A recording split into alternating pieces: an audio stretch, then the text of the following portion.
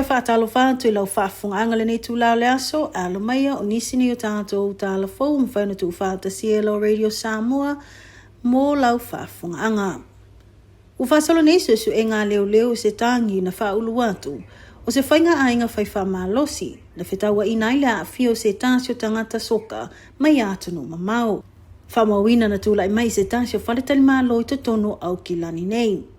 I reporti me le New Zealand Herald o lo ta wai o le tangata ta alo lo o a fia, o se e mai le au le Cape Verde, a o whaatau tai ai o se tāmi le sanga soka o ta ua o le 4-team FIFA Series, pe o na fia o mai New Zealand, Finland, ma Chile. Whamaunia leo le tu ina antu se tangi e whaailoai ni tu ua inga, ma o lo whaasola I ai ia sa ililinga. Ta ua na lipo tiatu ia ila taule nei tangi la so se fulo le masino a perila lua o luono.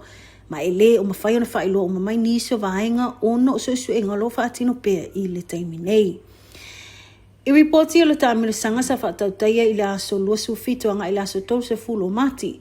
Ma o se tāmi le sanga na whaiso swani le awole All Whites. Mo la ato tā penanga mo le ipo le langi le FIFA World Cup I le masina foi a Amerika. Na malolo le awa le atunu I a Finland lua I le leai e man malo I a Chile I a wha I le tasia le atunu. Whamawino le awa Cape Verde e lona ono suluiva le lalangi le soka, ma o leo sa whanga atu le ipo le lalangi. O se tasi lea e iwa I ai atunu mai Afrika ua sawa atu mo le FIFA World Cup. O atunu e Alfia Cameroon, Libya, Angola, o le atunu o Mauritius, whapea ma Eswatini. Na malolo I le lata alonga ma Chile a tutusa ma le awa Finland I le tamile sanga na whaia I New Zealand nei. I niso tala, ua whaali le whanua no tele o le komisina mo whanawiti po le Children's Commissioner. I leo ato whaamtalanga se mata upu na le ma whaia e se tamaititi a onga o na oso I lunga le pasi pe ulu whale atu, talu ai ua ngalo lana pasese. Whamanino le komisina, ua matua I le tala whea ngai lava ngai o inga ma le whai unga le avipasi na whai isi a tamaititi. O le neimata upuna maua ina ua whaailo e le tina matua. Lea a whianga o siana tama o siona granddaughter. Lea na ia whaamatala le maa ma le tangi atu. Ina ua tupule nei whaafita hauli. I tala ango le neimata upu e whaapea ina ua o atu le tene I titi le tue o soai I lungo le pasi. Whaatoa ia o na manatua ua ngalo lana atu tupe po le wallet. Ma e lua se 10 minute le mamao le fale ma le fale whaatali pasi. Mai tu la atoa e sa vali ai le aonga pe awhai e misi le pasi. O lea na ia tamawhai ai loa le tamaititi e oso I lunga le pasi ai le Italia e le ave pasi. Whamatala le tina matua o lona whaanoanuanga o na e lua le lei pasi na watau mawhai atu ai siana tama ai le Italia lava. O le ua a fio se teine titi sifutasi tau sang le matua ma na ta ua e siona tina po o lona grandmother. Na o le pau lava le mea na mana o ai li sia teine titi o le fia vaveo o le aonga. Ai panga, ele ai maseisi na whasoaswani. Ma o leo ua whaamanino ai le komisino o whanawiti po le Children's Commissioner ia Claire Alkmaad le sa o tele o le mea na tupu I le tene titi. Whaopopo Claire, ele te tau lavano o se tamei titi I nei tu ai ngā whainga. Ua whaamanino mai le Auckland Transport o leo ua mai a whaasota I atu nei le vaenga le Kinetic. O lo whaatulanga ina pasi ina ia mātai tu ina le lei ia vaenga uma. Ta ua e le komisina mo whanawiti a Claire Ahmad o lona whaafetai o le tali mai o le Auckland Transport e tu sae ma le whaale tonu. Ma e ui ua tali ma I oe ina so lātu se se. Ai e leo se vainga le leilea mo I lātou ma fōlinga wa ai o lo ta ua atu le mamalu lau tele.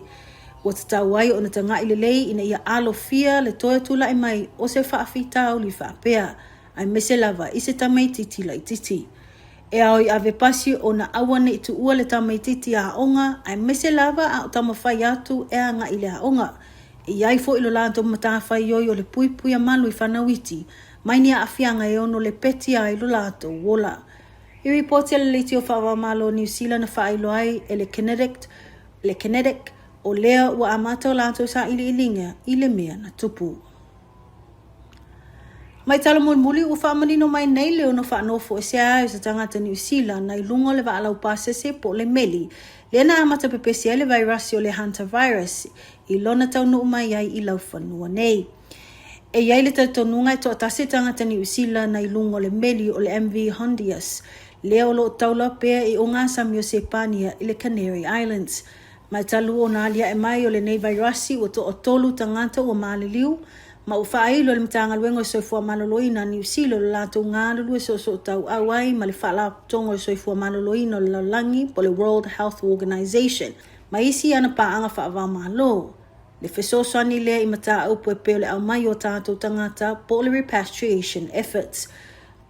Ta awal fo mai a Dr. Richard Jane e yaile tai tonunga e le oa afia se tangata kiwi. E lo te patau la ilava I fuafanga le sanga le mu le lau tele. Ma tilo lava I awala o le whaia le leo siaki au le iulu fale mai I New Zealand.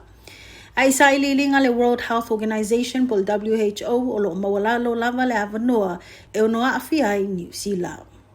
O nisi nau tātou report I o mawhaina tu whaatasia e lau Radio Samoa mo lau whaafunga anga, whaafutai whaafunga mai, tō whaasoi fuam.